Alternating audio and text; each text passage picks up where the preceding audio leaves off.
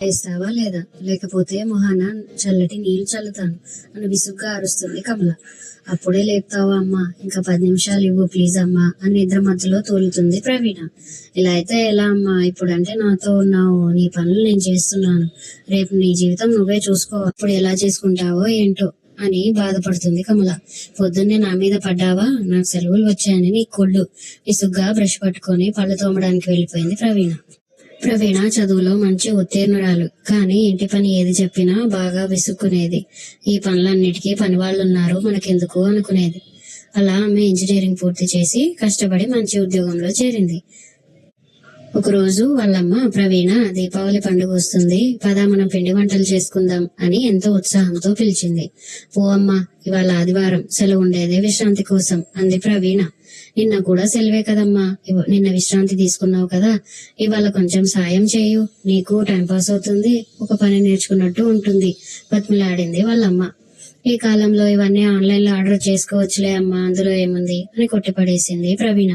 నా పనితీరు మెచ్చి వాళ్ళ ఆఫీస్ వాళ్ళు తనకి బెంగళూరు ట్రాన్స్ఫర్ చేశారు, మరియు ప్రమోషన్ కూడా ఇచ్చారు. అలా ప్రవీణ చాలా సంతోషపడింది. ఇంటికి వెళ్లి వాళ్ళమ్మకి తనకు ప్రమోషన్ వచ్చిందని చెప్పింది. అప్పుడు వాళ్ళమ్మ, చిన్నపిల్ల, ఇంకా నీకు ఏ పని సరిగ్గా రాదు, ఎలా ఉంటావో ఏమోనమ్మా అని కంటతడి పెట్టుకుంది. వాళ్ళ నాన్నతో కలిసి బెంగళూరు వెళ్ళింది.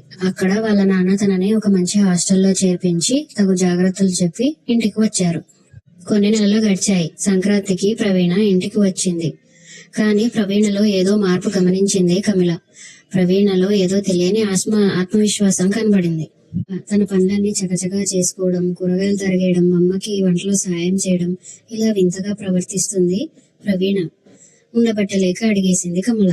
అప్పుడు చెప్పసాగింది ప్రవీణ. వెళ్ళిన మొదటి వారం బానే ఉన్నానమ్మా, తర్వాత మెల్లమెల్లగా తెలిసింది నాకు. ఏ బట్టలు వాషింగ్ మిషన్ లో వేయాలో తెలియక చాలా ఇబ్బంది పడ్డాను.